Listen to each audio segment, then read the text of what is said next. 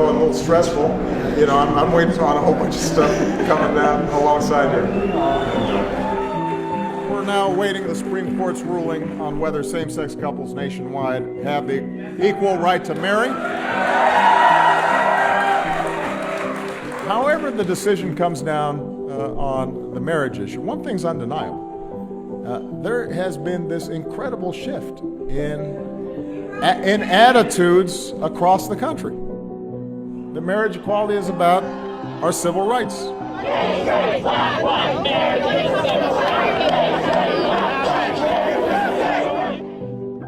And our firm belief that every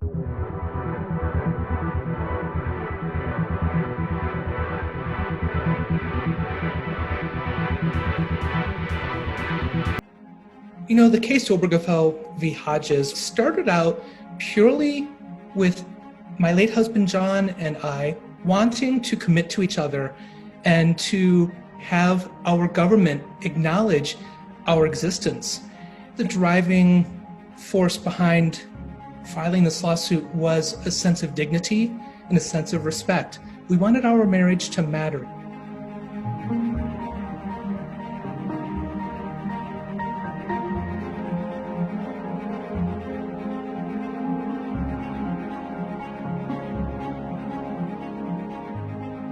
That was the moment when my activism was born. But it's also the moment that I realized this is a lawsuit that could have much greater impact outside of just our marriage. And that realization that this fight for our marriage was a fight for all marriages across the nation. I think most of the nervous energy that morning kind of came from, you know, what if the Supreme Court went the wrong way? You know, we were on kind of the verge of a massive leap forward in civil rights and human rights in America. We were in the Chief of Staff's office having our normal morning meeting when my assistant rushed in at a few minutes after 10 with a note saying that the marriage equality decision had come down 5-4, ruling in our favor. And I screamed out to everybody, guess what? The decision has come down. The Chief of Staff, Dennis McDonough, said, well, since your responsibilities included fighting for rights for the LGBTQ community, you should go get to tell the president. He was upstairs in the residence working on his eulogy for Reverend Pinckney, who, together with 8 of his parishioners, had been murdered in Charleston the week before. And so, if you can imagine, it was just chaos. He was trying to finish his eulogy. Now he had to write a landmark speech about this incredible decision. I was in that courtroom that day when Justice Kennedy would read his decision, and I realized, yes, he's saying we matter, we exist. I broke into tears. Of course, my first thought was, John, I wish you were here to know that your death certificate will never change, to know that you will always be my husband. We tried to see if Jim could make it to the White House in time to come to the Rose Garden with the president, but it was just not going to be possible, so we had to track him down, get him on the phone. After court ended, I turned around and had an interview with a CNN crew. And then someone said, Jim, you have a phone call. And they handed me a phone on speaker. Hello? Hi, is this Jim? Yes, it is, Mr. President. I figured when I saw you that we were going to be hoping for some good news, and we did. And I just wanted to say congratulations. Thank you so much, sir. I think it was your wishes. You know, your leadership on this, you know, has changed the country. I really appreciate that, Mr. President. Looking back at that conversation with President Obama, he said that my leadership made a difference in our nation. And for me, I feel like I simply did what was the right thing to do in regards to my husband, in regards to living up to my promises to love, honor, and protect. Progress on this journey often comes in small increments. Sometimes 2 steps forward, 1 step back, propelled by the persistent effort of dedicated citizens. And then sometimes there are days like this, when that slow, steady effort is rewarded with justice that arrives like a thunderbolt.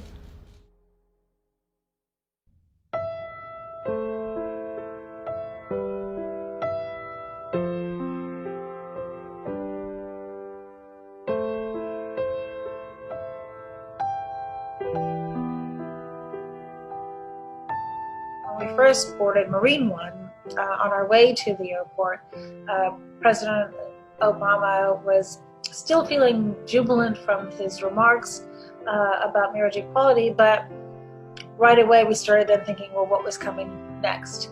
And we had been to so many memorial services by that point for people who had been murdered through gun violence. And so, having given so many eulogies, he said, what more is there for me to say? When Charleston happened, there's the convergence of a mass shooting and the racial hatred. I remember saying this, look, I want to go to the funeral and I want to hug the families. I don't think I want to talk.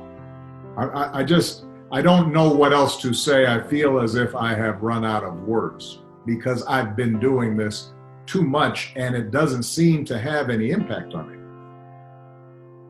And I don't want to perpetrate this notion that somehow this is normal.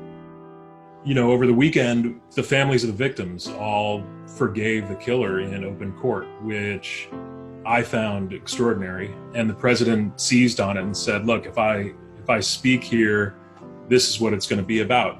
It's going to be about the concept of grace.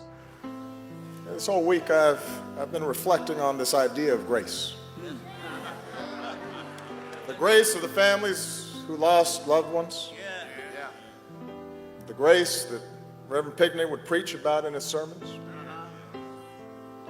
The grace described in one of my favorite hymnals, the one we all know. Just before we got off the helicopter, the president stood up and then said, you know, he'd added the lyrics to Amazing Grace to the speech the night before. And he said, you know, if it feels right, I might sing it. When he said he was going to sing, I said, that sounds like a great idea. And Mrs. Obama said, well, you be you. As he paused and kept saying grace, what came next, the world definitely was witness to. Amazing grace, how sweet the sound that saved a wretch like me. When I played the first note behind President Obama, my mind immediately went back to the first time I ever touched the piano and know what it really meant to let the Lord guide me and lead.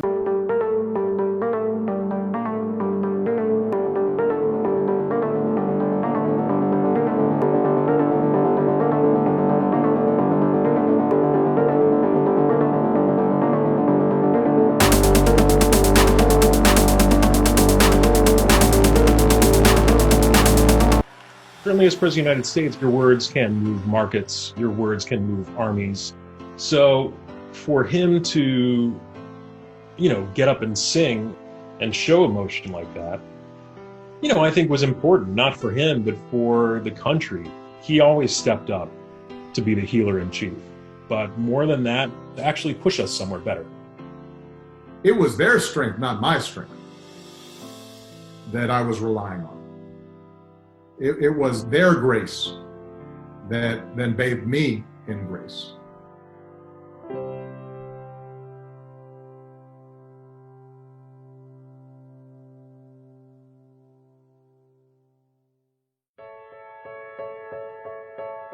So when we got back, I do remember there was one of those extraordinary sunsets. I remember him being very moved with that. A few weeks earlier, One of my staff, Aditi, had come to me with this idea that originated with Jeff Tiller, who worked in the press office. What if we lit the White House in rainbow colors? And importantly, what if we made a commitment to do it regardless of how the Supreme Court ruled? Regardless of whether they ruled it as constitutional or unconstitutional, our government will send a message to the community and to the world that we value LGBT people and that we are on the right side of history. And Valerie took a second and she looked at me and she said, I think that's a phenomenal idea. I couldn't have thought of any other way to better demonstrate change than through changing the color of what is an iconically recognized building the world over. As the sun went down, it became this brilliant popping color of the rainbow. Outside of the White House on Pennsylvania Avenue, there were just throngs of people. And I can only describe it as reverie. We were speechless. And it was so beautiful and touching. I can never talk about it without getting choked up as I am right now. I couldn't be more grateful than I am for that moment. I think the fact that so many people came out to see it and that photograph still is as real for people as the day that we first did it, just tells you how important symbolism is.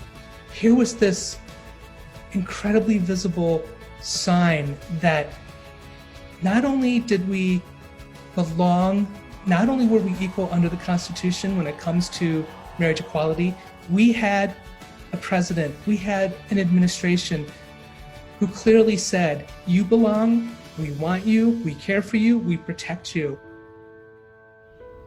There's so much more work to be done to extend the full promise of America to every American. But today we can say, in no uncertain terms, that we've made our union a little more perfect.